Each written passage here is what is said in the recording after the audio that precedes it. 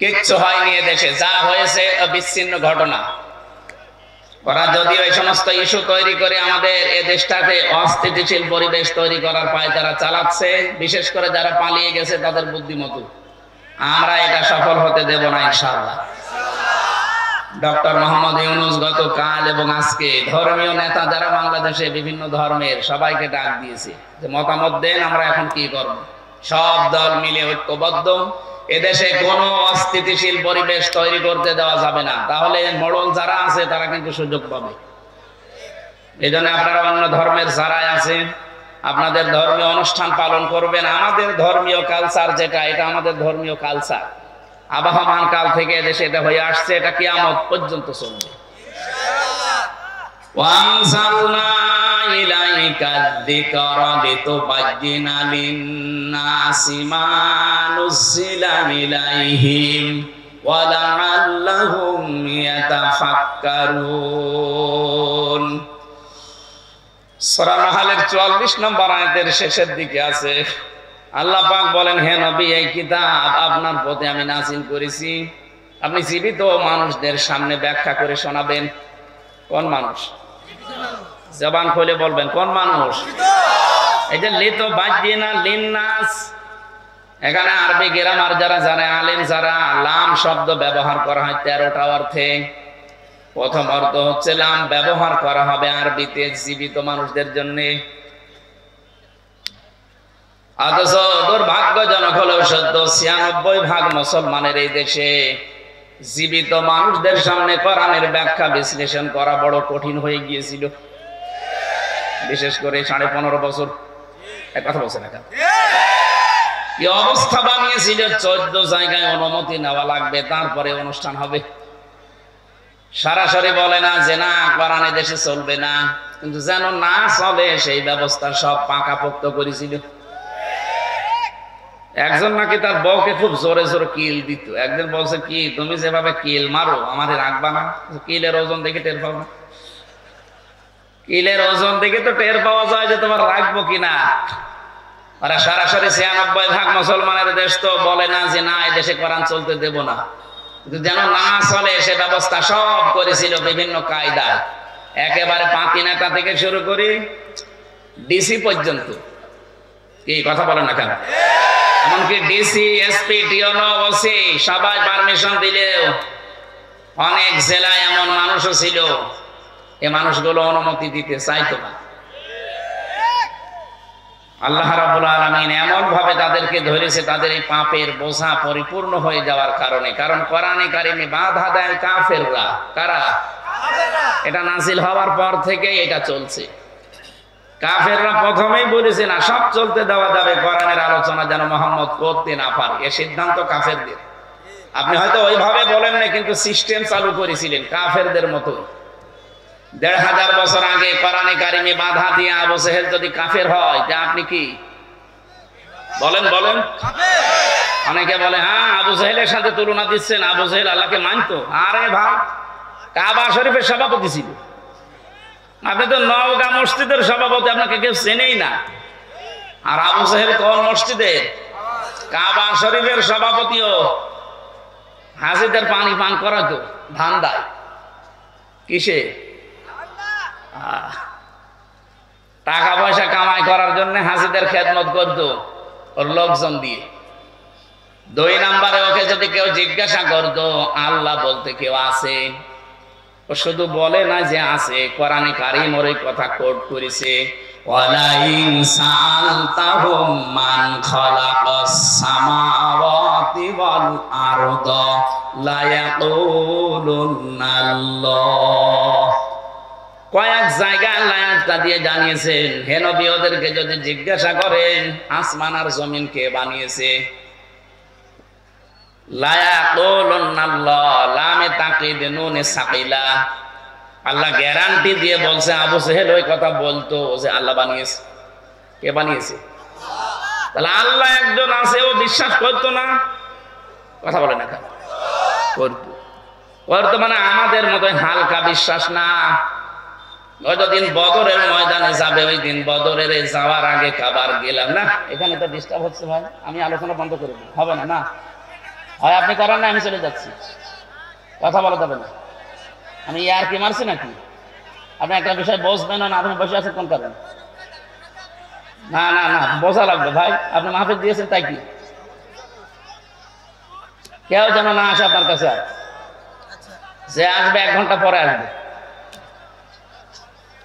না। আমি ডিস্টার্ব হলে কথা বোঝাতে পারি না ভাই, এটা আমার মনে হয় অপরাধতা, কথা বলা যাবে না। দুঃখ প্রকাশ করছি, কিন্তু কথা বলা যাবে না। যাই করেন কথা এখানে যেন না আসে।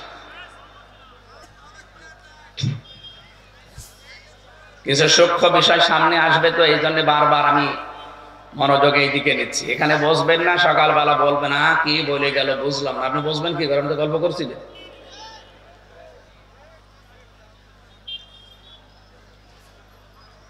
এখান থেকে 2-3টা প্রশ্ন আসবে সামনে, আপনাকে জবাব দেওয়া লাগবে। গল্প করেন আর যাই করেন, জবাব দেওয়া লাগবে। বিশ্ববিদ্যালয়ে যারা ক্লাস নেয়, 45 মিনিট ক্লাস নেওয়ার পরে 10টা প্রশ্ন করে। আপনি আন্দাজে একটা লেকচার দিতে হলে 40-45 ঘন্টা পড়াশোনা করা লাগে ওই বিষয়ের উপরে, বিশেষ করে ভার্সিটি যারা ক্লাস নেয়। আপনি 40-45 মিনিট ক্লাস নিয়ে 10টা প্রশ্নের যদি জবাব দিতে না পারেন, তো স্যারের বক বক করা শেষ আর আপনার শোনাও শেষ। আমরা ওইভাবে 5 ঘন্টা কথাও বলতে পারি না, আর আমার বলারও দরকার নেই। আমি আধা ঘন্টা বলবো, কিন্তু এখান থেকে যেন 5টা বিষয় বাড়ি নিয়ে যাওয়া যায়, কারণ এটা ক্লাস চলছে। একটা কি চলছে? ক্লাসের মতোই থাকা লাগবে, একেবারে নিস্তব্ধ হয়ে যাবে। বলেন, আবু জেহেলের উদাহরণটা দিলাম কেন? কাবার গিলাফ ধরে কাঁদছিল সকালবেলা, 17 রমজান মাসে সকালবেলা সবাই তাওয়াফ করছে কাবা শরীফ উলঙ্গ হয়ে। আরো নিজে যে কাবার গিলাফ, যেটা মুলতাজাম বলে, যেখানে দোয়া করলে কবুল হয়, ওই দরজার সামনে দাঁড়িয়ে বলছে, কাবার মালিক তুমি আসো, আমি জানি আমি মুহাম্মদের বিরুদ্ধে যাচ্ছি অস্ত্র নিয়ে বদরের ময়দানে যুদ্ধ করার জন্য। সত্যের পক্ষে যে আছে তাকে তুমি বিজয় দিয়ে দিও। আবু জেহেলের দোয়া কবুল হয়ে গেছে। বলেন তো, যদি আল্লাহ একজন আছে বিশ্বাসী না করবে, ও কাবার গিলাফ ধরে কাঁদবে কোন কারণে? বলেন। এবার আমার প্রশ্ন তাহলে, আইন পাশ করে কোরআন নিষিদ্ধ করে দিল শুনতে কেন? কারণ খুব ভালো করে জানতো, আমি যে ক্ষমতার চেয়ারে বসে আছি দেশের প্রধানমন্ত্রী হয়ে, এটা একটা অবৈধ। ও ঠিক ভালো করে বুঝতো যে আমার চেয়ারের একটা পায়াও ঠিক না, সব নড়বড়ে পায়া। কিন্তু মোহাম্মদ যেটা কোরআন দিয়ে বোঝাতে চায়, যে অধিকারগুলো মানুষের প্রচার করে, যে এই এই অধিকার আমার আছে। আমার ভোট দেওয়ার অধিকার আছে না নেই? বলেন। হুয়া জিতাবাকুম ওয়া মা জাআলা আলাইকুম ফিদ-দীনি মিন হারাজ। সূরা হজের 78 নম্বর আয়াতের মাঝের অংশে আছে, আল্লাহ পাক বলেন, আমি তোমাদেরকে নির্বাচিত করি। নওগাঁবাসী একেবারে বিবেক দিয়ে বলবেন, নির্বাচিত করা হয় যে পদ্ধতির মাধ্যমে, ওইটার নাম নির্বাচন। আমি বেশি বললাম? নির্বাচিত করা হয় যে কোনো বিষয়কে কিসের মাধ্যমে? বলেন বলেন। 15.5 বছর তো নির্বাচনই হয়নি, এটাকে মিথ্যা কথা। অথচ আজ 8-9 দিন দেখতে পাচ্ছি বাইরের বিভিন্ন দেশে স্বীকৃতি পাওয়ার জন্য মানুষের কাছে মিথ্যা তথ্য ছড়াচ্ছে যে আমি নির্বাচিত ছিলাম, আমাকে নির্বাসন দেওয়া হয়েছে। নির্বাসন আমরা দেয়নি, আপনি নিজে নির্বাসন বেছে নিয়েছেন, আর নির্বাচিত ছিলেন, এটা দাহা মিথ্যা কথা। এই 15.5 বছরে যে নির্বাচন হয়নি, কেউ যে নির্বাচিত ছিল না, এটা যদি ঘোড়াকেও কেউ জিজ্ঞাসা করে, ঘোড়াও হাসবে। কথা বলে না কেন? বলে এই মিথ্যা কথা আপনি ছড়িয়ে কি পেতে চান? বিশ্বের মডেল কেন তাম দুনিয়ার 257 রাষ্ট্র এক হয়ে গেলেও বাংলাদেশে এই জালেম আর আসতে পারবে না, কারণ আপনি নির্বাচিত ছিলেন না। এত বড় না মিথ্যা কথা বলেন কেন? নির্বাচনের আগে 154 জন আপনি ঘোষণা দিয়ে দিয়েছেন, কথা বলছেন না কেন? দিনের ভোট আপনি রাতে করে ফেলেছেন, নির্বাচন হইল কবে? আমার এই যে 33 বছর এখন বয়স, 18 বছর থেকে যদি শুরু করিতে 3 বার আমার ভোট দেওয়ার কথা, আমি তো একবারও দিতে পারলাম না। আপনাকে ভোট দিল কে? হয় আপনি নিজে নিজে দিয়ে নিয়েছেন, এক কথা বলছেন এখন। আমার সাথে এক ওসি ছিল জেলখানা, আমি তো ফাঁসির কন্ডেম ছেলে ছিলাম। একদিন আমার এসে বলছে, হুজুর দেখেন তো আমার তওবার ধরনটা দেখেন তো কিভাবে করলেন। এই যে নির্বাচন গেল, এই নির্বাচন আমি বাইরে ছিলাম। রাত 12টার পর থেকে আমি ভোট কাটা আরম্ভ করলাম। ফজর পর্যন্ত বাক্স ভর্তি করে বিভিন্ন জায়গায় পাঠিয়ে দিলাম। ফজরের নামাজের আগে ওযু করলাম, গোসল করলাম, 2 রাকাত নামাজ পড়ে বললাম আস্তাগফিরুল্লাহ। আমারই তওবা কি হয়েছে? না, আপনি তো আর আল্লাহর কাছে দোষ করেননি যে আস্তাগফিরুল্লাহ পড়বেন, আপনি দোষ করেছেন হামজার কাছে। কারণ একটা এমপি বানাতে 2.5 থেকে 3 লাখ বা 3.5 লাখ 4 লাখ হামজা লাগে। কথা বলেন না? আমাদের মতো মানুষের রায় নেবেন, ভোট নেবেন, এরপরে আপনি পাস করলে বলবেন আমি এমপি। তা আপনি তো একা 3.5 লাখ সব শেষ করে ফেললেন, আর এখন আপনি আস্তাগফিরুল্লাহ পড়েন আল্লাহর কাছে। আপনি কি আল্লাহর কাছে দোষ করেছেন? আমার মতো 3.5 লাখ 4 লাখ হামজা যদি আপনাকে বলে ঠিক আছে যান ওসি সাহেব মাফ করে দিলাম, তাহলে আপনি মাফ পাবেন। 2 নম্বরে ভয়ঙ্কর বিষয়, আপনি যতদিন জেলে আছেন এই কয় বছরের ভেতরে অনেক হামজা মরে গেছে। কথা বলেন না? আপনি তাদের কাছে মাফ চাবেন কি করে? এই জন্য জালেমদেরকে 15.5 বছর টিকিয়ে রাখার জন্য যারা চেষ্টা চালিয়েছে তারাও জালেম।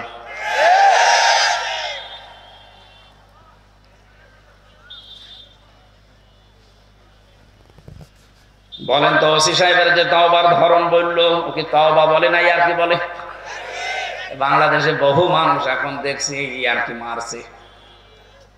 আরে ভাই তওবা হবে তো তার কাছে, অপরাধ হয়েছে যার কাছে। আপনি আল্লাহর কাছে কোন অপরাধ করে থাকলে ওনাকে বলেন, উনি যদি মাফ করে দেয় দিক, শাস্তি দেয় দিক, ওনার ব্যাপার।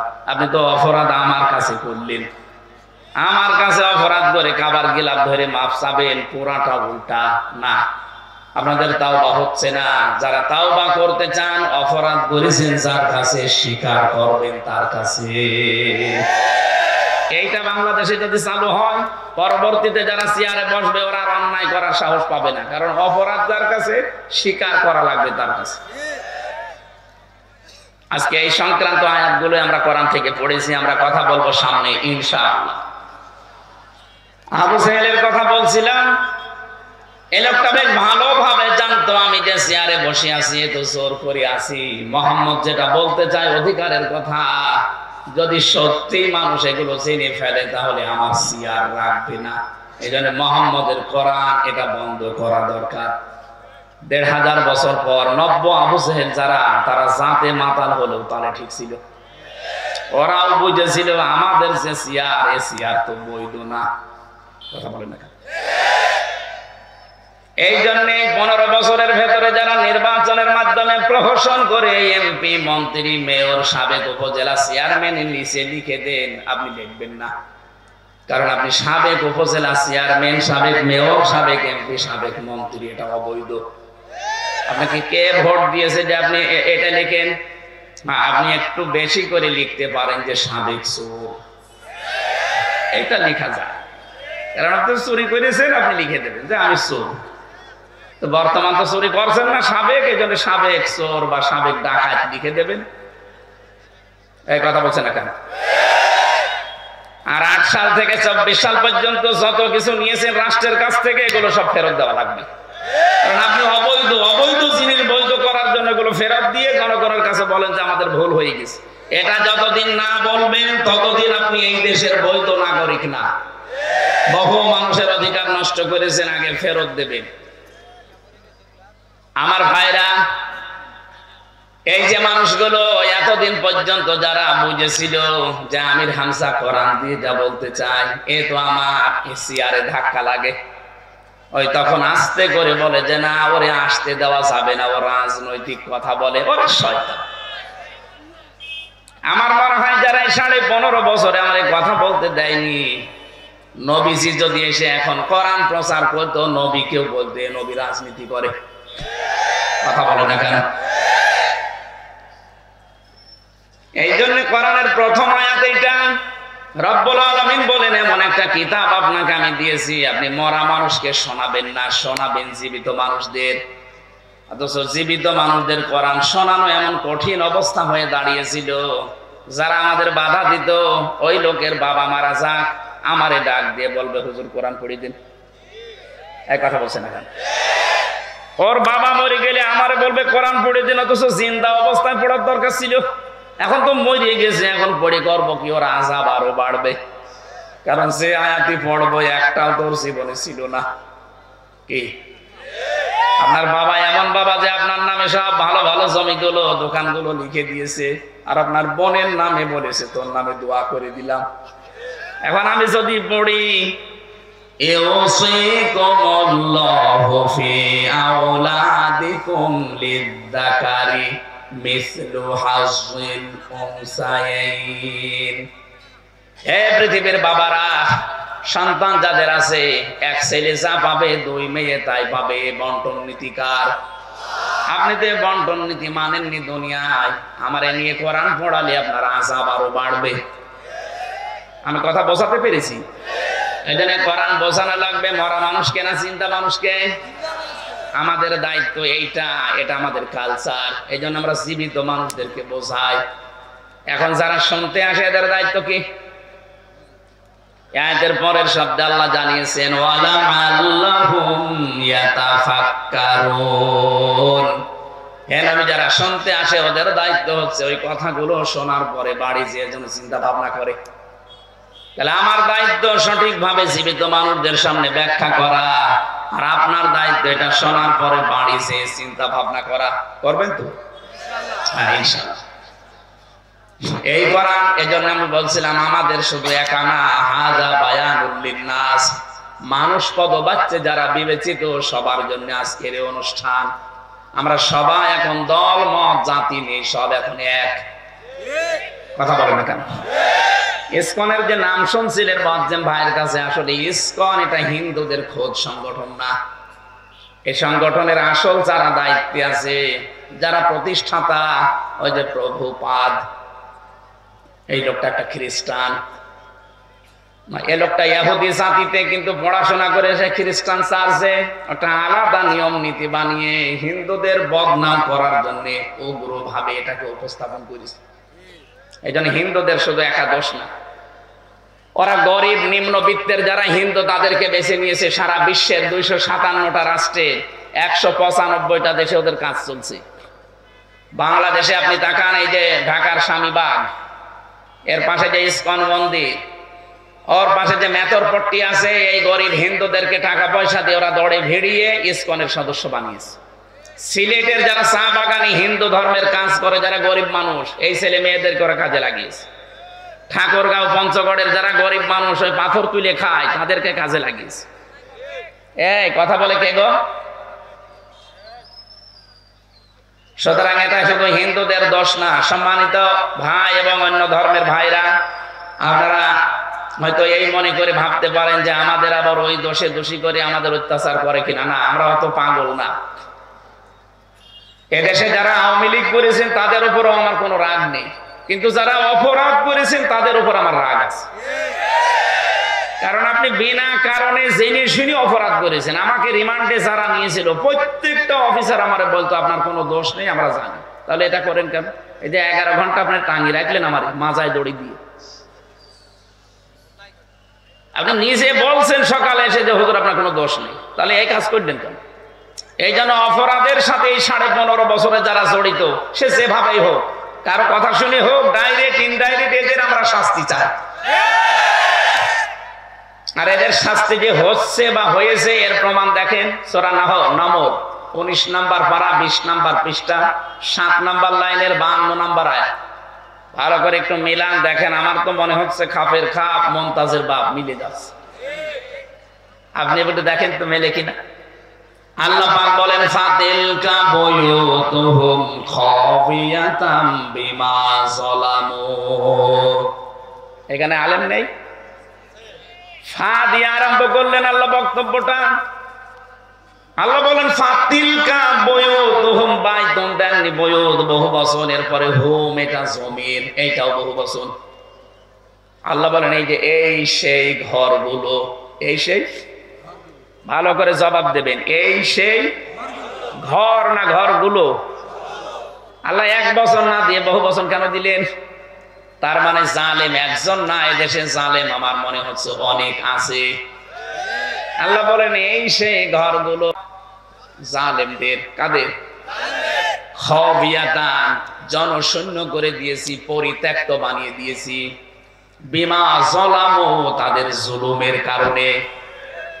এই আয়াতটা যে কত বাস্তব এবং সত্য, এটা 2024-এর 5 আগস্টের বিকাল 5টায় আমি দেখতে পেলাম। কুষ্টিয়ায় দেখেন হানিফের বাড়ি, বিকাল 5টা বাজতে বাজতে পায়খানার প্যান পর্যন্ত খুলে নিয়ে চলে গেছে। ইট তো নেই, প্যানও খুলে নিয়ে চলে গেছে। এখন হয়ে গেছে ওটা জাতীয় টয়লেট, মানুষজন যায় আর ওখানে পায়খানা প্রসাব করে। গত 3 দিন আগের পত্রিকা দেখেছেন ঢাকায় যে বাড়িটা, এত দামি বাড়ি, মানুষ অনেকে আবেগে গেছে চুমা খেত, অথচ এখন ওইটা গণ টয়লেট। মানুষ বিভিন্ন জন যাচ্ছে, একবারে 8 জন 10 জন করে বিভিন্ন দিকে ইঞ্জিন দিয়ে প্রসাব করছে। আপনি পেপারে দেখলেন। কাবা শরীফ তাওয়াফ করছিলাম একবার 16 সালে, 7 চক্কর দিলাম, বেশ ভালোই লাগছিল। হঠাৎ উপরে গেলাম, সে দেখি পেটে ব্যথা করছে। পুলিশকে ডাক দিয়ে বললাম, ইয়া সাদেক তাল, এদিকে আসেন। কি এতক্ষণ তো ভালোই লাগছিল, হঠাৎ আমার পেটে ব্যথা করছে, এখানে ফার্মেসি কোথায়? পুলিশ আমাদের বলে, ইয়া হাজি ওল হজ্জাত আইনা বিলাদুকা, ও হাজি দেশ কোথায়? জি তুমি বাংলাদেশ, বাংলাদেশ থেকে এসেছি। ওর ভাষা দিয়ে আমারে বলছে, হাজি আপনি জানেন না এটা কোন জায়গা? না তো। আবু জহেলের বাড়ি। আপনি এখনো পায়খানা না করে দাঁড়িয়ে আছেন, তাড়াতাড়ি করেন। পায়খানা করে দেখে আমার পেটের ব্যথা ভালো হয়ে গেছে। আল্লাহ যেন আমাকে জানাতে চাচ্ছি, হামজা এত টাকা খরচ করে আসলে আর শয়তানের মুখে পায়খানা না করে চলে যাবা, তাড়াতাড়ি করো। আমার তো মনে হচ্ছে এই 15.5 বছরে জুলুমের যে মাত্রা, আমি তো কিছুটা টের পেয়েছি। কি জুলুম করেছে বলেন তো, এই যে গুম খুন আর আয়না ঘর দিয়ে কত মানুষকে আমি পেয়েছি ওই মাটির নিচে। আমিও 10 দিন ছিলাম, দেখেছি 2 বছর 5 বছর 7 বছর 8 বছর 10 বছর 14 বছরের মানুষ নাকি ওখানে আছে। মুফতি ফখরুল সাহেব আমার সাথে ছিল, মাঝে মাঝে আমার এসে বলতো, হামজা কি করে তোমার সাথে আমি জানি না। তো আবার আমার এই যে পায়ের ভেতর দিয়ে এভাবে হাত দিয়েছে, এইভাবে সামনে যে লোহার ব্যারিকেড দেওয়া আছে ওর সাথে হাত হ্যান্ডকাপ দিয়ে আটকিয়ে দিয়েছে, আবার টান দিলে কেটে যায়, খুব ধার ওইটাই, নড়াচড়াও করতে পারি না। 24 ঘন্টা এভাবে 1-2 মিনিট না, বছরের পর বছর আমি এভাবে বসে আছি। এই যে শুয়ে থাকা, এটা যে কত বড় নিয়ামত এখন আমি টের পাচ্ছি।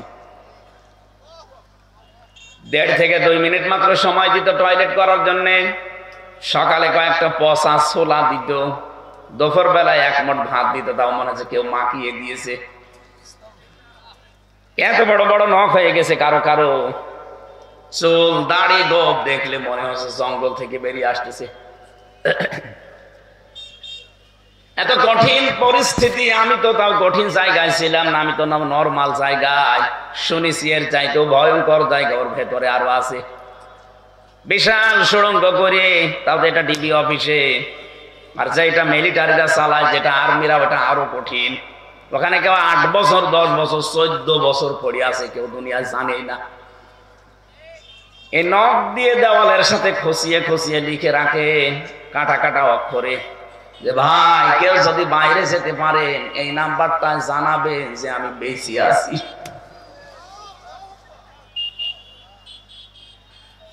এই জুলুম যারা করেছিলেন এই 15 বছর 15.5 বছর ধরে, আপনি বলেন তো কোথায় পৌঁছিয়েছিলেন?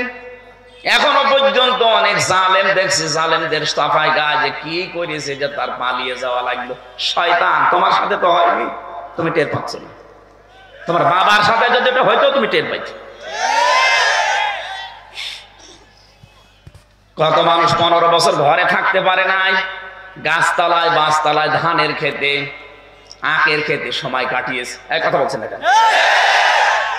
কিচ্ছু জানে না, ভালো মানুষ ঘরে ঘুমিয়ে আছে, ঘুম থেকে উঠে দেখছে হাজত খানায়। কি গো তুই গাছ কেটেছিস কখন?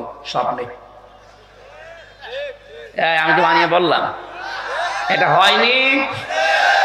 নিজেই ধরিয়ে দেয়, নিজেই ছাড়িয়ে দেয়, মাঝখান থেকে 1-2 লাখ টাকা আল্লাহর রাস্তায় নিয়ে নেয়। কি চলছিল বলেন তো? আমাকে ধরার পরে বলছে 10 লাখ টাকা দেন, নাই তো 50টা মামলা দেব। কেন? মামলা কি বানাবেন? সব বানানো আছে, শুধু নাম লিখে দেব। কি দেশে বাস করতাম আপনি টের পাচ্ছেন? এই ছিল নাকি আইনের শাসক। এই জুলুমের সাথে যারা জড়িত তাদেরকে বলছি, আল্লাহ যেন তাদের ঘরগুলো বাড়িগুলো আজ পরিত্যক্ত করে দিয়েছে তাদের এই জুলুমের কারণে। আল্লাহ এই জন্য বাইতুন দেয়নি, বয়ুত দিয়েছেন। সারা বাংলাদেশে 630টা থানা আছে, আমি কম বেশি 600-র উপরে থানা ঘোরা হয়ে গেছে। সব জায়গায় দেখছে এই 3 মাসে প্রায় একই অবস্থা। কুষ্টিয়ার হানিফের বাড়ি তো নিজে বললাম, কয়েকদিন আগে দিনাজপুরে গিয়েছিলাম, কি দাপট ছিল তার বাড়ি পর্যন্ত এখন পায়খানা হয়ে গেছে। ভূত জিনও যায় না, ভয় না গেলে আবার প্রসাব করে কিনা। আমার মনে হচ্ছে কাবার চত্বরে আবু জেলের বাড়ি যেখানে, ওখানে যেমন আমার পেটের ব্যথা ভালো হয়ে গেছে, এদেশে অনেকের এখন দেখছি পেটে ব্যথা হচ্ছে, এই জন্য ওখানে যে জালেমদের বাড়িতে টয়লেট করছে। তাহলে এখানে আমাদের শিক্ষা কি? এর পরের শব্দে আল্লাহ এটা দিয়েছেন, ইন্না ফি যালিকা লায়াতান লিকাউমিন ইয়ালামুন। রব্বুল আলামিন বলেন এখানে লামে তাকিদ আছে, যারা আরবি জানে তাদেরকে জিজ্ঞাসা করেন কত কঠিন শব্দ এটা। ইন্না ফি যালিকা লায়াতান, অবশ্যই এর ভেতরে শিক্ষা আছে, নিদর্শন আছে। কাদের জন্য? লিকাউমি ইয়ালামুন, যারা জ্ঞানী মানুষ। তাহলে আমাদের এখান থেকে নেওয়া লাগবে আজকে, আগামীতে যারা যাবে তারা যেন জালেম না হয়। যদি জালেম হয় তাদের বাড়ি ঘরও কিন্তু এরকম ওজার গৃহ হয়ে যাবে। এই জন্য যারা যাবেন আমরা নিষেধ করছি না, যে যাবেন যান, কিন্তু জুলুম করবেন না। জালেমদের 15 বছরের শিকড় যদি আল্লাহ কেটে দিতে পারে, আপনি তো এখনো জানিনি, এখনই অনেকে জুলুম আরম্ভ করেছে। 5 তারিখের পর থেকে দেখতে পাচ্ছি অনেকে এখনো বিভিন্ন জিনিসে হাত মারছে। কেউ বাজারে, কেউ নৌকা ঘাটে, কেউ গরুর হাটে, এক কথা বলছেন। কেউ চাঁদাবাজি আরম্ভ করে দিয়েছেন, এখনো থালা পাননি হাতে, পেলে কি করবেন? এজন্য সাবধান। ওরা অত্যাচার করেছে, ওরা এই জন্য জালেম। আপনিও যদি শুরু করেন, আপনিও তো জালেম। তো ওদের ভেতর আর আপনার ভেতরে পার্থক্য কি? যেন এমন আচরণ, এমন চরিত্র তৈরি করা লাগবে যেন ওদের সাথে না মেলে। কারণ মান তাশাব্বাহা বিকাউমিন ফাহুয়া মিনহুম, যার সাথে আপনার চরিত্র মেলবে কিয়ামতে তার সাথে উঠবেন। 15.5 বছরে জুলুম করে, চুরি করে, টাকা পয়সা পাচার করে ওরা যে অপরাধ করেছে, আপনিও যদি ওইটা করেন, কিয়ামতে ওর সাথে উঠলে আপনারা কি উঠতে চান ওদের সাথে? আপনি কি দরবেশ সালমান রহমানের সাথে উঠতে চান? কি নমো, দাড়ি কেটে নমো হয়ে গেছে, পৃথিবীর ইতিহাস পাল্টিয়ে ফেলেছে লোকটা। 7টা ব্যাংক থেকে 36,000 কোটি টাকাও মারিং কাটিং করেছে। ইসলামী ব্যাংকটা ধ্বংস করে দিয়েছে এস আলমের মাধ্যমে। 75,000 কোটি টাকা এখান থেকে সরিয়েছে। নিজে একটা ব্যাংক বানাতে পারেন না, মানুষের টাকা পয়সা দিয়ে তৈরি করা, সেইটা নিয়ে ফুলদারি করেন। আপনি মানুষ, এটা জানোয়ার বললেও জানোয়ারের মনে হয় বিবেকাবাদ। আমার জানোয়ার বলে। জালেমরা পৃথিবীতে আল্লাহর সৃষ্টি জগতে নিকৃষ্ট। ইন্না শাররাদ দাওয়াবি ইনদাল্লাহিস সুম্মুল বুকুমুল্লাযীনা লা ইয়াকিলুন। সূরা আনফাল 9 নম্বর পারা 18 নম্বর পৃষ্ঠার এটা 11 নম্বর লাইনের 22 নম্বর আয়াত। এটা তাফসীরে ইবনে কাসিরে আছে। আল্লাহ পাক বলেন পৃথিবীতে সব চাইতে ঘৃণিত আমার কাছে সৃষ্টি জগতে ওই লোকটা যে তার বিবেককে কাজে লাগায় না। আরে 15.5 বছরে যাই হয়েছে, বিবেক কাজে লাগেনি। বিবেক কাজে লাগলে একটা আলেমকে এভাবে 11 ঘন্টা টাঙিয়ে রাখতে পারে? বলেন। এটা তো আমার নিজেরটা বললাম, বাকিগুলো মামুনুল হককে দেখেননি? এরকম চেয়ারে যেত আদালতে, মাজাটাই শেষ করে দিয়েছে। মুফতি ফখরুল ভাই আমার মনে হয় আর সারা জীবনে ভাবে কাঠ সাট হয়ে খেতে পারবে না। মাজা এই জায়গায় হাড়টাই বাঁকা হয়ে গেছে। ইমাম মালিকের জীবনী পড়েছিলাম, ওনার হাত বেঁধে রেখেছিল 41 দিন একাধারে, শুধু টয়লেট আর খাবারের সময় খুলে দিত। এই জন্য ওনার হাত এই হাড় থেকে ডিসকানেক্ট হয়ে গিয়েছিল। বহু আলেমের ওখানে আমি দেখেছি যারা আজ 22 বছর, যারা আজ 14 বছর, যারা আজ 10 বছর 12 বছর পড়ে আছে, এত কষ্ট ভেতরে আলেমদেরকে ওরা দিয়েছে। আমি তো হালকা পেয়েছি, আমার চাইতে আরো বেশি পেয়েছে অনেকে। তাদের শরীরে যে বিভিন্ন জিনিস নড়বড়ে হয়ে গেছে। এই জুলুমগুলো যারা করেছিলেন, এখন যদি কেউ সামনে এরকম করার চিন্তা ভাবনা করেন, এদের এত বড় শিকড় যদি আল্লাহ কেটে দিতে পারে, আপনি তো কিছুই না। কথা বলে না কেন? ওদের শিকড় কত নিচে ছিল দেখেছেন? দারোয়ান থেকে শুরু করে একেবারে সংসদ পর্যন্ত সব ওদের সাজানো লোক। এক কথা বলছেন না কেন? সব ওদের সাজানো, সব ওদের বানানো, এর বড় টিকতে পারলো না। আর আপনার তো এখনো সাজানো কিছুই হয়নি, আন্দাজে মুখ জোর করছেন। এই জন্য চরিত্র ঠিক করবেন। ওদের মতো চাঁদাবাজি যদি করেন, আপনার বাড়িও টয়লেট হবে। কথা বুঝতেছেন? ওদের মতো মিথ্যা মামলা যদি দেন, আপনার বাড়িও এরকম পরিত্যক্ত হয়ে যাবে। গতকালকে কুমিল্লাতে একটা সমাবেশ ছিল। সর্বশেষ যিনি বক্তব্য দিলেন, আমি দেখলাম আজকে পেপারে, সর্বশেষ বক্তব্য দিয়েছেন যিনি আমিরে জামাত। এরপরে যিনি সভাপতি ঘোষণা দিলেন মাইকে যে আজকের এই অনুষ্ঠানে 8টা মোবাইল আর একটা টাকা ভর্তি মানি ব্যাগ পাওয়া গেছে। যার হয় সে প্রমাণ দিয়ে নিয়ে যান। এ পৃথিবীর ইতিহাসে এইটাই মনে হয় প্রথম। আপনি বলেন তো, বাংলাদেশের কোন সমাবেশ শেষ হওয়ার পরে এটা বলতে পারে যে এখানে 8টা মোবাইল আর একটা মানি ব্যাগ ভর্তি টাকা পাওয়া গেছে? বলেন। এইরকম মানুষ যদি দুনিয়াতে, এইরকম চরিত্রের মানুষ যদি আমরা তৈরি করতে পারি, আল্লাহর কসম এদেরকে রাষ্ট্র দিয়ে দিলে এরা খাবে না। আর যদি ওই দরবেশের মতো মানুষকে দেন, ও খেয়ে একেবারে ধর করে ফেলবে।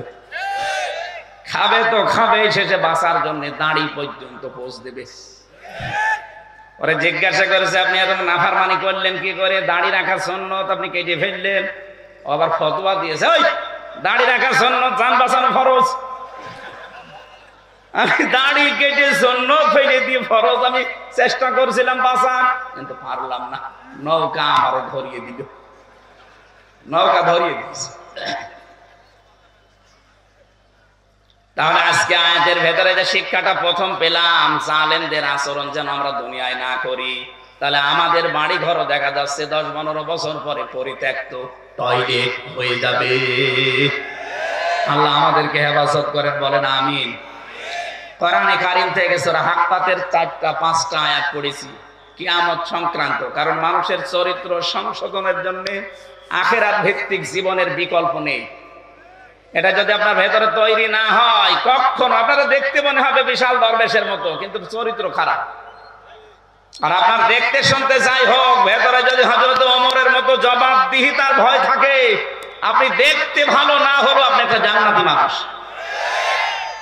খলিফাতুল মুসলিমিন হযরত ওমর রাদিয়াল্লাহু তাআলা আনহু, এই যে আখিরাতের ভয়টা কি, জবাব দেওয়া লাগবে এটা কি, উনি বুঝিয়েছেন ওনার জীবনে। এই কথা বলছেন কেন?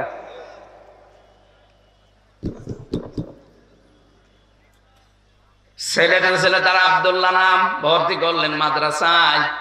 হযরতে আলী ওই সময় দেশের প্রধান বিচারপতি, তিনিও ছেলে দিলেন মক্তব মাদ্রাসায়।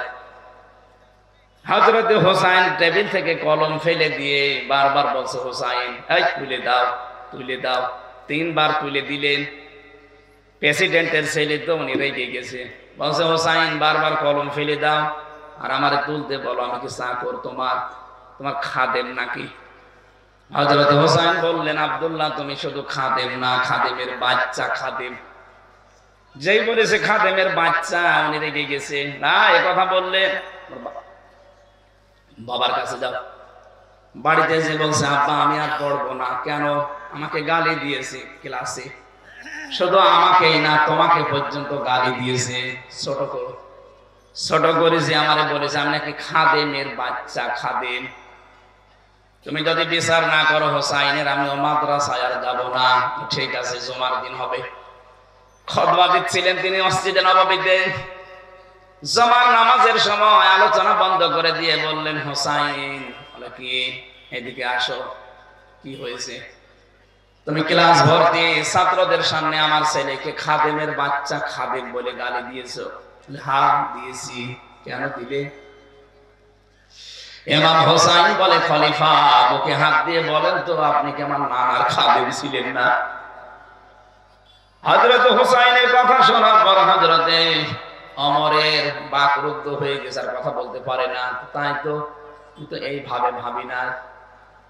তুমি যেটা বললে এটা কি লিখে দিতে পারবা? নিয়ে আসেন কাগজ কলম, নিয়ে আসেন। খেজুরের পাতা নিয়ে এসেছে, লিখে দিলেন, ওমর আমার নানার খাদেম ছিল, আমি দেখেছি। ইতি হোসাইন ইবনে আলী। সই করে দিলাম, যা। কাগজটা হাতে নিয়ে হযরতে ওমর চমা খেলেন, ডাক দিয়ে বলেন, নবীর সাহাবীরা, বিচার হয়ে গেছে। ছোট মানুষ সন্তান আব্দুল্লাহ তো বোঝে না, বলে, আব্বা তুমি তো বিচার শুরু করলে না, হয়ে গেল কি করে? হযরত ওমর বলে, সন্তান, যে বিচার করেছি শুধু দুনিয়া না, আখিরাতেও কাজে লাগবে। আমি যখন মারা যাব এই কাগজটা আমার কাফনের ভেতরে দিয়ে দিও। মরণের পরে আল্লাহ পাক যেদিন আমাকে তুলবে হিসাবের জন্য, কিছুই যদি আমার কবুল না হয়, ভালো না লাগে, কাগজটা দেখাবো। রব্বুল আলামিন কাগজটার দিকে তাকাও, তোমার নবীর নাতি লিখে দিয়েছে আমি নাকি নবীর খাদেম ছিলাম। এই ওসিলায় হলো আজকে তুমি আমার মাফ করে দাও। হিসাবটা শুধু সারা জীবন শুনেছি যে হিসাব, দুদুকে ধরলে আপনি পাগল হয়ে যান। তাও তো তাদেরকে ঘোষ ঘাস দিয়ে উল্টা পাল্টা করা যায়, কিন্তু আল্লাহর দুদুক আল্লাহ পাক যদি ধরেন হিসাবের জন্য, এক গ্লাস পানির জবাব দিতে পারবেন না। এই জন্য মানুষের জীবন পরিচ্ছন্ন হওয়ার জন্য, পবিত্র করার জন্য আখিরাত ভিত্তিক জীবনের বিকল্প নেই। আল্লাহ ওই কথাগুলো শক্তভাবে আমাদেরকে আজকে জানাচ্ছেন। খুব ভালো করে খেয়াল করবেন। সূরা হাক্কাত, কোন সূরা? বলেন বলেন। হাক্কাত শব্দের শাব্দিক অর্থ কি? কোরআনে কারিমে সূরা হাক্কাত কে আমার আল্লাহ অবশ্যম্ভাবী ঘটনা এই শব্দ দিয়ে আরম্ভ করেছেন। আল হাক্কাতু মাল হাক্কা, অবশ্যম্ভাবী ঘটনা। কি সেই অবশ্যম্ভাবী ঘটনা? আল্লাহ যেন নিজে এবার প্রশ্ন দিচ্ছেন, মা আদরাকা মাল হাক্কা। হে নবী, আপনি কি জানেন কি সেই ঘটনা? কাযযাবাত সামুদ ওয়া আদুম বিল কারিয়া। সামুদ এবং আদ এই দুই জাতি এই অবশ্যম্ভাবী ঘটনা যেটা, তার মানে কিয়ামত, এইটাকে তারা মিথ্যা প্রতিপন্ন করেছিল। বাদ দেন, এটা মরে যাব, এইটাই তো শেষ। এরপরে আবার ওঠা লাগবে, আবার জবাব দেওয়া লাগবে। কিসের অবান্তর কথাবার্তা বলেন? নবীজি বলেন এই কথাগুলো তারা বলেছিল আদ আর সামুদ। আপনার উম্মতদেরকে এবার দেখেন, ফাম্মা সামুদ ফাউহলিকু বিত্তাগিয়া। আমি আল্লাহ এই কারণে সামুদ জাতিকে তাদের জায়গা থেকে একেবারে এই অবাধ্যতার কারণে, সীমা লঙ্ঘনের কারণে আমি আল্লাহ ধ্বংস করে দিয়েছি। কিয়ামতের কথা আল্লাহ আমাদেরকে যে শক্তভাবে বোঝাচ্ছেন, এটা অবশ্যম্ভাবী ঘটনা, এটা বিশাল আওয়াজ। কি বারবার এগুলো বারবার বলার দরকার কি? একবার বললে তো হয়ে যেত। আল হাক্কাতু মাল হাক্কাতু ওয়া মা আদরাকা মাল হাক্কা। রব্বুল আলামিন বলেন, শব্দটা আমি বলেছি এত কঠিন, এটার বিশ্বাস যত দৃঢ় হবে মানুষের ভেতরে, তার জীবন তত বেশি পরিচ্ছন্ন হবে। আপনি আজকে থেকে আরম্ভ করেন যে আমাকে কিন্তু জবাব দেওয়া লাগবে একজনের সামনে দাঁড়িয়ে। আর এমন জনের সামনে আমি দাঁড়াবো, উনি আমার আগে পেছে সামনে সব কিছুই জানেন। এটা শুনতে যত সহজ মনে হচ্ছে, এ বাস্তবে নিয়ে যাওয়া কিন্তু অত সহজ না। আপনি নিয়ে যান একটা ছবি তৈরি করে, এভাবে সাজান যে আমি কিন্তু এখন সত্যি শেষ, আমারে দাঁড়ানো লাগবে। আল্লাহর সামনে যদি সত্যি আমি এখন দাঁড়িয়ে পড়ি, আমার যা জীবন, আমার কি সত্যি জবাব দেওয়ার মতো কায়দা আছে? কোরআনে কারীম জানিয়েছে আল্লাহ যে বিচার ব্যবস্থা তৈরি করবে, আল্লাহর বিচার ব্যবস্থায় কোন রকমের অবিচার বলতে কিছু না। আপনারা জবাব দিচ্ছেন না। আল্লাহর বিচারে কোনো অবিচার, আরো জোরে বলেন, আল্লাহর বিচারে ন্যায় বিচার না। না, ভালো করে শুনবেন, আমি তো এই জন্য বলছি কান লাগান। আল্লাহর বিচারে যেমন অবিচার নেই, আল্লাহর বিচারে ন্যায় বিচার যদি করে আপনি বাঁচবেন না। ন্যায় বিচার করলে কেউ জান্নাত যাবে না। অবিচার তো নেই, ন্যায় বিচার করলেও জান্নাত পাবেন না। পাবেন কি করে? আল্লাহ পাক যদি কাউকে নিজের ইচ্ছায় ক্ষমা করে দেয়, ওই লোকটাই শুধু জান্নাত পাবে। এই জন্য নবীজি প্রতিদিন 99 থেকে 100 বার করে তিনি পড়তেন, আল্লাহুম্মা হাসিবনি হিসাবা ইয়াসিরা। আল্লাহ তুমি যাই করো অন্তত আমার হিসাবটা সহজ করে দিও। এটা যত বেশি আপনার কাছে পরিষ্কার লাগবে, যত বেশি পরিচ্ছন্ন মনে হবে যে না এরকম একটা সামনে আসতেছে, আপনার দ্বারা তত অন্যায় কাজ ছেড়ে দেওয়া সহজ হবে। এটা তো নিজের ব্যাপার, আমি না খেয়ে মরবো কিন্তু আমি অবৈধ জায়গায় হাত বাড়াবো না। আমার চোখ দিয়ে যেটা নিষেধ দেখা আমি দেখবো না। 14 জন নারী বাদ দিয়ে পৃথিবীর কোন নারীর দিকে লোলুপ দৃষ্টিতে তাকানো জায়েজ নেই। কয়জন বলেন বলেন? 1 নম্বরে আপনার মা, 2 নম্বরে আপনার আপন মেয়ে, 3 নম্বরে আপনার আপন ফুফু, 4 নম্বরে আপনার আপন খালা, এরপরে আপনার ভাইয়ের মেয়ে, বোনের মেয়ে, আপন গুলো, এরপর আপনার পুত্রবধূ। 14 জনের নাম আমি তাফসিরে পেয়েছি। এদের সাথে দেখা করা যায় যাচ্ছে, কিন্তু তাদের মুখমণ্ডল, হাতের কবজি আর পায়ের পাতা এগুলো খোলা রাখা এই 14 জন মহিলার জায়েজ আছে আমার সামনে।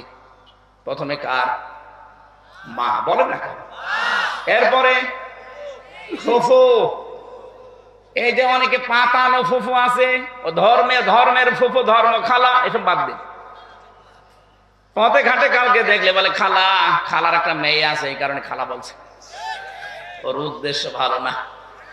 খালা হওয়া লাগবে আপন মায়ের বোন। কথা বুঝতেছেন? এই 14 জন বাদ দিয়ে পৃথিবীর কোন নারী যদি সামনে পড়ে যায়, সঙ্গে সঙ্গে কোরআন বলছে চোখ নামাবা। আমি এটা বানালাম না। সূরা নূর 18 নম্বর পারা 12 নম্বর পৃষ্ঠা 7 নম্বর লাইনের 30 নম্বর আয়াতে আছে, কুল্লিল মুমিনিনা ইয়াগুদ্দু মিন আবসারিহিম ওয়া ইয়াহফাযু ফুরুজাহুম যালিকা আযকা লাহুম ইন্নাল্লাহা খাবীরুম বিমা ইয়াসমাউন। বলেন আল্লাহু আকবার। আল্লাহ পাক বলেন, হে নবী মুমিন পুরুষদেরকে আপনি বলেন, এই মানুষগুলোর সামনে যদি কোনো মহিলা পড়ে যায়, পরনারী মানে 14 জন বাদ দিয়ে, সঙ্গে সঙ্গে যেন তারা চোখ নিম্নগামী করে এবং লজ্জাস্থানের হেফাজত করে। এটাই তাদের জন্য পবিত্র পন্থা। এখানে বাংলাদেশে না, এই জায়গায় বহু পুরুষ মানুষ বসে আছে, বিবাহিত মানুষ, যাদের নিজের বউ ভালো লাগে না, অথচ অন্যের বউ রসগোল্লা লাগে। দেখছেন বলছো ঠিক। এই রোগটা শয়তান তৈরি করে ওয়াসওয়াসার মাধ্যমে। এবার আসেন তো এই রোগের ঔষধ কি? আপনার নিজের স্ত্রীর ভেতরে আল্লাহ যা দিয়েছে এইটা বাদ দিয়ে আপনি যে ভাবির সাথে, প্রতিবেশীর স্ত্রীর সাথে লাইন করেছেন, ওর ভেতরে কি অন্য কিছু বেশি আছে? আপনি কি মনে করেন যে না, তার 5-6টা আছে? তার ভেতরে যা আপনার স্ত্রীকে আল্লাহ তাই দিয়েছে, অথচ নিজের স্ত্রীর প্রতি কোনো আকর্ষণ নেই, ভালোবাসা নেই, মন থাকে না, শুধু মন টেনে চলে যায় ভাবির দিকে। এরকম রোগে কারা আছেন একটু হাত তোলেন তো। আমার মনে হয় এই এলাকায় এসব ওয়াজ করা ঠিক না, এরকম আল্লাহর ওলি বসে আছে। এরকম রোগের রোগী দেশে নেই। আর কথা বলে না কেন? মেয়েরা যারা এসেছেন শুধু নামাজ পড়া, রোজা রাখা, কালো বোরকা পরায় কিন্তু ইবাদত না। ওয়াইদা গাবা আনহা হাফিজাতুহু, স্বামী যখন বাইরে যাবে তখন নিজের ইজ্জত, সম্ভ্রম, স্বামীর সন্তান, স্বামীর মাল সম্পদ এগুলো আপনাকে হেফাজত করে রাখা লাগবে। কিন্তু অনেক মহিলা আজ ব্যর্থ, স্বামী বাইরে চলে গেলেও মনে হয় দিন পায়। পাশের বাড়ির দেওয়ার নিয়ে শুনে আর আমি গল্প করছে, অথচ এমন জনকে মোবাইলে কথা বলছে যার সাথে মোবাইলে ওর জন্য কথা বলা জায়েজ না। কথা বলে না কেন? একটা ভুল কাজে আছে অনেকেই। হ্যাঁ, কোনো অবিবাহিত মেয়ে লোককে যদি ভালো লাগে প্রস্তাব দিয়ে সমর্থ থাকলে বিয়ে করে ফেলেন, কিন্তু বিবাহিত কোনো মহিলার সাথে যদি আপনি ভুল করে আর জেনে শুনেও যদি লাইন করে থাকেন, জীবনেও তো সেই স্বামী ছেড়ে না দিলে বিয়ে করতে পারবেন না। কথা বলছেন না কেন? আপনি বিয়েও কোনোদিন করতে পারবেন না, আবার সারা জীবন তাকে না পেয়ে কষ্টের ভেতরে মরবেন। এই জন্য যারা বিবাহিত কোনো মহিলার সাথে লাইন করেছেন এই মুহূর্তে তওবা করেন। তওবা করবেন কিনা বলেন? কারা কারা করবেন হাত তোলেন তো। এরা কি লাইনে আছে? এই দাড়িওয়ালা, কিসের লাইন করো তুমি? হ্যাঁ, তওবা করলে ঠিক আছে, কাজ না করে তওবা করবা কেন? কাজ করো, ওই সমস্ত কাজ করো, ঠিক আছে। হ্যাঁ, এদিকে তাকান, ওর যে চেহারা, ওর সাথে লাইন করবে কে? আপনার সাথে লাইন করা মানুষ এদেশে নেই। হ্যাঁ, ঠিক আছে, বাঁচে গিয়েছে, আল্লাহ ওরে হেফাজত করেছে। ওর সাইজেও ছোট, আবার চেহারা আল্লাহ বানিয়েছে এরকম, ওর দিকে কেউ তাকাবেও না, ওর অসুবিধা নাই। কিন্তু যাদের চেহারা একটু ভালো, ওরা তো দিশা পায় না করবে কি, মনে করে আমার পেছনে তো মানুষ ঘরে, আলহামদুলিল্লাহ। তাহলে এই রোগ থেকে যাদের নিজের স্ত্রী আজ ভালো লাগছে না, আকর্ষণ তৈরি হয় না, অন্যেরটা দেখলেই ভালো লাগে, এটা রোগ। এ রোগ শয়তান তৈরি করে দেয় ওয়াসওয়াসার মাধ্যমে। এটা থেকে বাঁচতে হলে কয়েকটা পদ্ধতি আছে, নাকি এই ওষুধ বলার দরকার নেই? এই জেলায় আপনারা হাত তুললেন না যে এই জেলায় তো পাচ্ছি না, বলে কি করবো? রেকর্ড হচ্ছে তো, অন্য জেলায় যাক, তারা যেন মানে। এক নম্বরে, বড় নারী দেখলেই মন চাইলেও আপনাকে চোখ নিম্নগামী করা লাগবে, এটা আল্লাহর নির্দেশ। আল্লাহ ভালোভাবে জানে যে আপনার দুর্বলতা কোন জায়গায়। মন চাওয়ার পরেও যদি আপনি না তাকান, একটা অনির্বচন সুখ আল্লাহ আপনাকে দান করবে। কি বললাম শব্দটা? অনির্বচন সুখ, বাংলা শব্দ এটা। এটা কেমনে তৈরি হয়? এই যে বাচ্চারা, পাখির বাচ্চা দেখবেন, মুরগির বাচ্চা, সিল যখন শো মারতে আসে তখন মা পাখিটা পর এভাবে বিছিয়ে ডাউন করে দেয়। কি কথা বলেন না কেন? দেখবেন একটার সাথে একটা পর লেগে যায়, মোলায়েম সফট কোমল হয়ে যায়। এটা শুধু লেগে যায় না, এভাবে ডাউন করার পরে ফল করে দেয়। আল্লাহ কোরআনে কারিমে উদাহরণটা সূরা বানি ইসরাঈলের 23 নম্বর আয়াতে দিয়েছেন, ওয়াখফিজ লাহুমা জানাহাদ-দুল্লি মিনার রাহমা। হে দুনিয়ার মানুষ, যারা সন্তান হয়ে গেছো তারা তোমার মা বাবার কাছে এভাবে হাতটা বিছিয়ে দাও। এখানে আল্লাহ যদিও জানাহন দিয়েছেন, ডানা। আমাদের পৃথিবীতে কোনো মানুষের ডানা হয় না, হয়? আমাদের হয় হাত। হাতের আরবি শব্দ ডানা না, হাতের আরবি শব্দ জানাহন না, হাতের আরবি শব্দ ইয়াদুন, আদুদা, আইন দোয়া দাল। আল্লাহ আদুদাও দেয়নি, ইয়াদুনও দেয়নি, দিয়েছে জানাহন। কেন? আমাদের তো ডানা নেই, ডানা হয় পাখির। কার? পাখির ডানা হাওলাত করে আল্লাহ আমাদের লাগিয়ে দিলেন কেন? কারণ পাখির যে ডানা, এর ভেতরে নরম কিছু পাওয়া যায়। এই যে পরগুলো পাবেন, পালক এত সফট, এত কোমল, এত মোলায়েম, একটার সাথে আরেকটা লাগবে। এর নিচে যখন বাচ্চারা আশ্রয় নেবে, এই পলকের নিচে দেখবেন ছোট ছোট কুয়াগুলো আছে, এত নরম এটা। এটা একটার সাথে আরেকটা লাগার কারণে নিচ দিয়ে যেগুলো ঝরে যায়, ওই বাচ্চাগুলো নিচে যাওয়ার পরে ওদের মাথায়, ওদের চোখে, বিভিন্ন জায়গায় যখন লাগে একটা আলাদা শান্তি। ওই সময় তারা কিচির মিচির কিচির মিচির করে।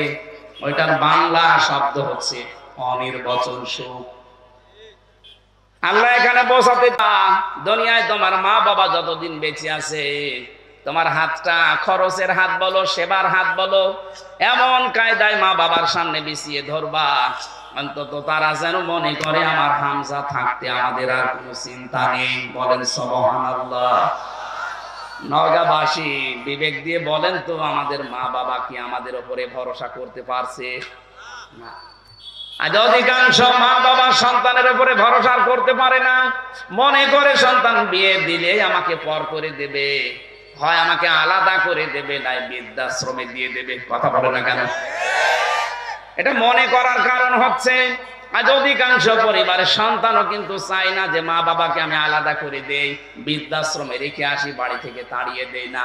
কোন সন্তান দুনিয়া এটা চায় না, কিন্তু বাধ্য হয় বোর কারণে। আজকে বলেন সম্মানিত মা বোন যারা এসেছেন, এই জন্য বলছি শুধু নামাজ পড়া, রোজা রাখা, গালো বোরকা পরা ইবাদত না। আপনি স্বামীর মা বাবাকে নিজের মা বাবার মতো আচরণ করবেন, এইটাও ইবাদত। ইবাদত কাজ বাংলাদেশে নেই, এই জন্য এখন জেলা এবং থানায় থানায় বৃদ্ধাশ্রম হচ্ছে। কয়েকদিন আগে আমি নীলফামারে গিয়েছিলাম, কিশোরগঞ্জ থানা, দেখলাম বৃদ্ধাশ্রম। আমারে নিয়ে গেল দেখার জন্য। এই কোলে 20 জন, এই কোলে 20 জন মার বাবা বসে আছে, মুরব্বী। ওদের চেহারার দিকে আর চোখের দিকে তাকিয়ে আমি দেখতে পেয়েছি প্রতিটি মা বাবা তার সন্তানের জন্য বরদোয়া করছে, অথচ তাদের আমার মতো ছেলে মেয়ে আছে। কথা বলেন না কেন? কেন আমার মতো সন্তান বিয়ে করার পরে মার বাবাকে বৃদ্ধাশ্রমে রেখে আসবে, বাড়ি থেকে তাড়িয়ে দেবে, আলাদা করে দেবে কেন?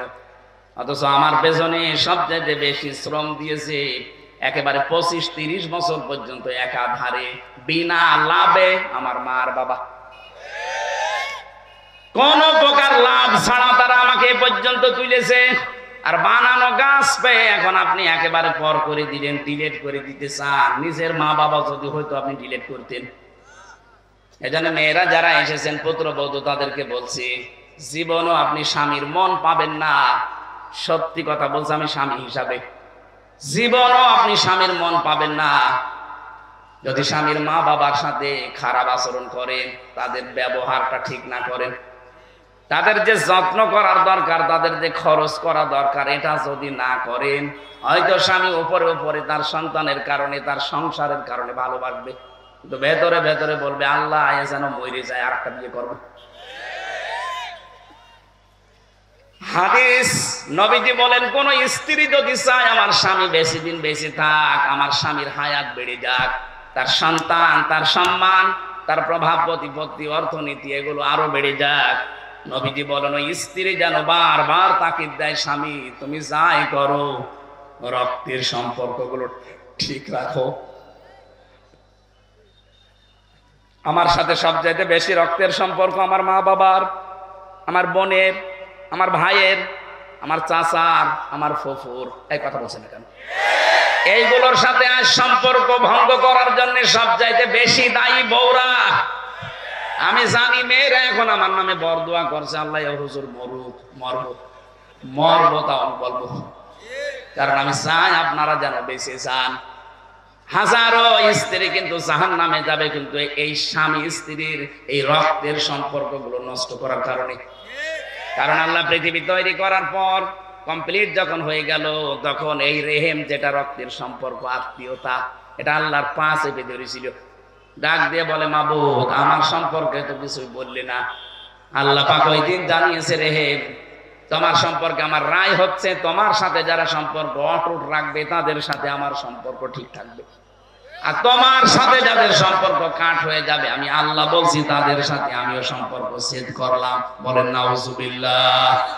আপনি বড় নাফজুক বাগায় দিয়ে নামাজ পড়ে হাসি হয়ে কি করবেন যদি এইগুলো ঠিক করতে না পারি আমরা? এই জন্য আমি সহ যারা এসেছি আশা করব অবশ্যই আজকে থেকে যাই হোক, যদি বউ বাদ দেওয়া লাগে দরকার হয় বাদ দিয়ে আর একটা বিয়ে করব। রক্তের সম্পর্ক ছিন্ন করে জাহান্নামে হওয়া যাবে না। কারা কারা পারবেন হাত তোলেন তো। ওরে বাবাই, বিয়ে করার জন্য হাত তৈরি আছে, ঠিক আছে করবেন, 4টা পর্যন্ত করবেন। বিয়ে করা জায়েজ আছে, কিন্তু শর্ত 3টা। শুধু সুন্দরী আর মনোমুগ্ধ পরিবেশ দেখে টাকা পয়সা দেখে পাগল হওয়া যাবে না। তিনটা বিষয় দেখা লাগবে। প্রথম, বিয়ে জায়েজ, পরের গুলো জায়েজ করার নিয়ম তিনটা। আমরা তো অনেকেই সুন্দরী খুঁজি, সুন্দরী দেখে পরের গুলো না, এটা নিয়ম না। ইসলাম বিয়ে করতে বলেছে, কিন্তু আগের আয়াত পরের আয়াত দেখেন, সূরা নিসার 3, 4, 5। আল্লাহ পাক যেগুলোর নাম দিয়েছেন, এখানে হয় এতিম হওয়া লাগবে, অসহায়। 2 নম্বরে সে বিধবা হওয়া লাগবে। 3 নম্বরে তার স্বামী পরিত্যক্তা হওয়া লাগবে। এরকম মহিলা দেখে বিয়ে করার নিয়ম। আরো খুঁজে বেড়াচ্ছে আকিস গ্রুপের মেয়ে। আমার আকিস সাহেবের 3 বউ, ওনার ছেলে 4 বউ।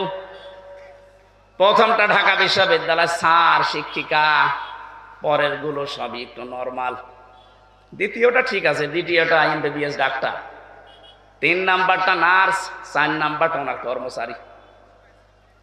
উনি তো এই কোরআনের আয়াত মিলিয়েই করেছে, অসহায়, বিধবা করেনি, স্বামী পরিত্যক্তাও না, কিন্তু গরিব মানুষের মেয়ে। তো ওনাদের যে সম্পদ আল্লাহ দিয়েছে, ওনাদের যে সম্মান, ওনাদের যে শরীর, যা খায়। আকিজের বড় ছেলের সাথে আমি থাকি, উনি দেখেছি, উনি যে খাবার খায়, এক একদিন মনে হয় 8 থেকে 10 হাজার টাকার খাবার। এই এত খাওয়া লাগে না, এমন এমন খাবার, এত দাম 2000 টাকা। এই জন্য শরীরও এরকম টাইট। এখন 70 বছর বয়স, 4টা বউ, আল্লাহর রাস্তায় চালিয়ে যাচ্ছে, কোনো অসুবিধা নেই। অথচ আমার যে শরীর একটাই চলে না, আমি একটারই সময় দিতে পারি না। এই যে কয়দিন বের হয়েছি বাড়ি থেকে, খালি বাড়ি থেকে গীতা ওইটাই করে বেড়াও যায়। এমনি 3 বছর জেল কেটে এসে হয়নি, আবার ওই জেলের মতোই ঘুরে বেড়াও। তোমার আর বাড়ি আসার দরকার নেই। আমার দ্বারা 4 বউ সাজে? যদি অসহায় হয়, যদি বিধবা হয়, স্বামী পরিত্যক্তা হয়, এইরকম মহিলা দেখে এতিম, অসহায়, তাদেরকে দিয়ে বিয়ে করা জায়েজ আছে পরের গুলো।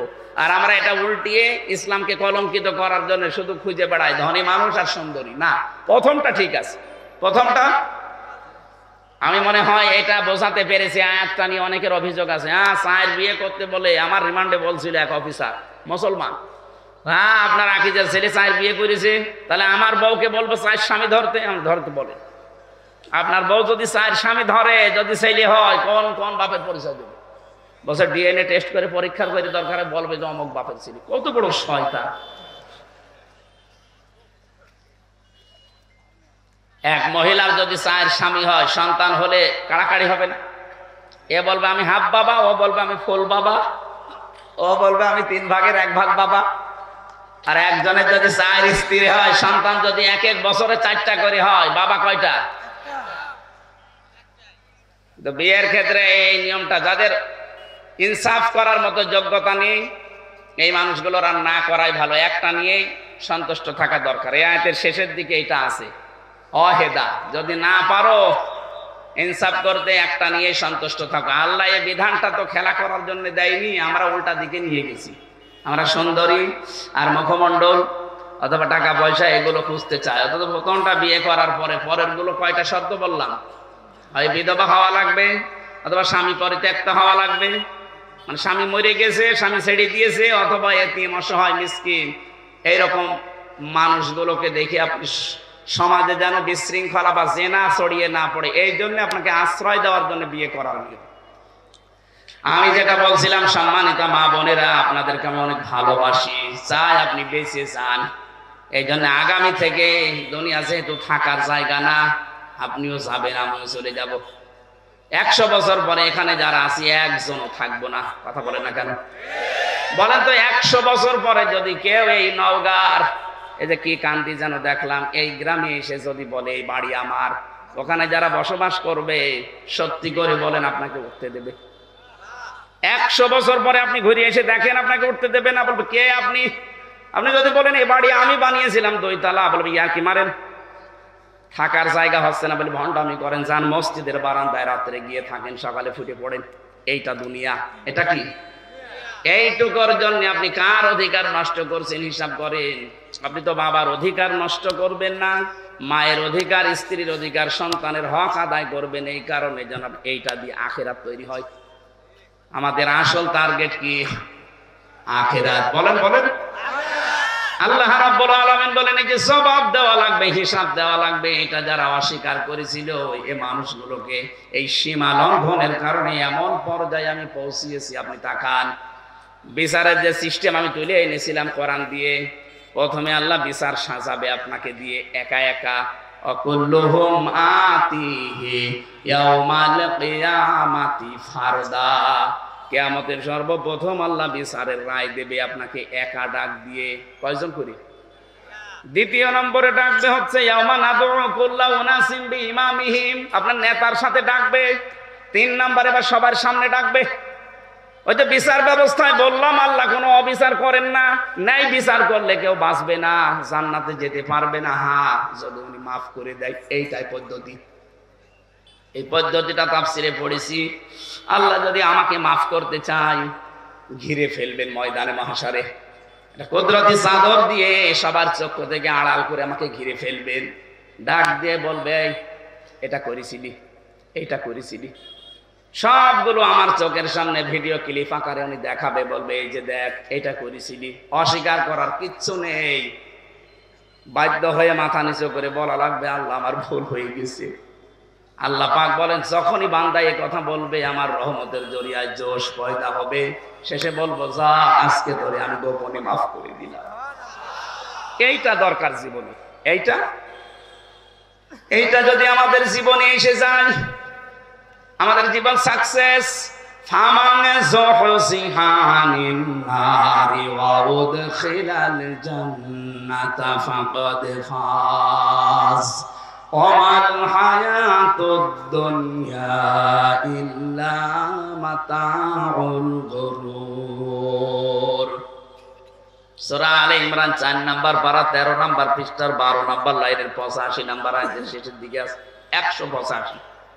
আল্লাহ পাক বলেন জীবনের হার জিত মানুষ বোঝে না, আসল মানুষের হার জিতের জীবন ওইটা যাকে কিয়ামতে আমি আল্লাহ মাফ করে দিয়ে বলবো যা জান্নাতে চলে যা, এই লোকটার জীবন সফল। এরকম একটা জীবন তৈরি করার জন্য আখিরাত ভিত্তিক গঠন করার তৌফিক আল্লাহ যেন দান করেন, বলেন আমিন। আল্লাহুম্মা আমিন। লা ইলাহা ইল্লা আনতা সুবহানাকা ইন্নী কুনতু মিনাজ জালিমিন। রব্বুল আলামিন, 2 দিন ব্যাপী তাফসীর মাহফিলে নওগাঁর এই মাটিতে বসে আমরা দোয়া করছি। সারাটা জীবন অপরাধ করে জীবনটা আমরা নষ্ট করে ফেলেছি। আল্লাহ আমাদের গুনার দিকে তাকিও না, তোমার রহমতের দিকে তাকাও, জিন্দেগীর গুনাহগুলো মাফ করে দাও। সারাটা জীবন অপরাধ করে আমাদের জীবন শেষ হয়ে গেছে। কিছু বলবেন?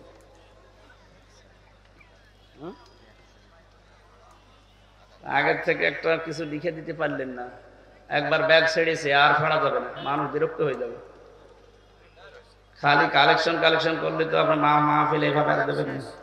হ্যাঁ, ব্যাগ একবার দিল না, মসজিদ ভাই যাবে, আবার কয়বার দেবে মানুষ? যাদের সামর্থ্য আছে যাওয়ার সময় ড্রাম দেবেন, দিয়ে যাবে। লা ইলাহা ইল্লা আনতা সুবহানাকা ইন্নী কুনতু মিনাজ জালিমিন। আল্লাহ তাআলা আনজাম দিয়েছে যারা এই বিশাল আয়োজনে, এদের অর্থনৈতিক যে অভাব আছে দূর করে দাও। কিয়ামতের জবাবদিহিতা তৈরি করা লাগবে এরকম আচরণ, এরকম পরিবেশ আমাদের জীবনে এনে দাও রব্বুল আলামিন। মা বাপ যাদের নেই কবরে আছে এদেরকে ক্ষমা করো। কত মানুষ আমরা হাত তুলেছি, আমাদের অনেকের আপনজন হারিয়ে গেছে, আমরাও একদিন হয়তো হারিয়ে যাব। এভাবে আমাদের সন্তানেরা আমাদের জন্য দোয়া করবে রব্বুল আলামিন, তাদের দোয়াগুলো আমাদের পাথেয় বানিয়ে দিও আল্লাহ। প্রশাসনের যে ভাইগুলো এসেছে কবুল করো। এই মাহফিলের সম্মানিত সভাপতি একজন হাজী মানুষ, তাকে কঞ্জো কবুল করে নাও। প্রধান অতিথি, বিশেষ অতিথি যারা আমরা এসেছি, আমাদের জীবনটা তুমি পরিচ্ছন্ন করে দাও, এমন জীবন গঠন করার তৌফিক দাও যেন তোমার সামনে দাঁড়ানো যায়। মা বোনদেরকে পর্দা আড়ালে খাদিজার মতো, আয়েশার মতো বানিয়ে দাও। আগামীতে অনুষ্ঠানটা কোরআনের প্রচারে আরো বড় করে মঞ্জুর করো আল্লাহ। বারাকাল্লাহু লানা ওয়া লাকুম ফিল কোরআনিল আযীম। এলাকায় মাটির নিচে কত মানুষ বছরের পর বছর ঘুমিয়ে আছে আল্লাহ, ওরা কবরগুলো তুমি জান্নাতুল ফেরদাউস তৈরি করে দাও। এই দেশটাকে আমরা দেখতে চাই কোরআনের রঙে রঙিন। 53 বছর আমরা দেখেছি বিভিন্ন মানুষ চালিয়েছে, কাঙ্ক্ষিত মানের শান্তি দিতে পারে নাই। এখন শুধু বাকি আছে তোমার আইন দিয়ে দেশটা চললে কেমন দেখা যায়। চর্ম চোখে এটা দেখে মরার তৌফিক দাও। আলহামদুলিল্লাহি রাব্বিল আলামিন। লা ইলাহা ইল্লাল্লাহু মুহাম্মাদুর রাসূলুল্লাহ।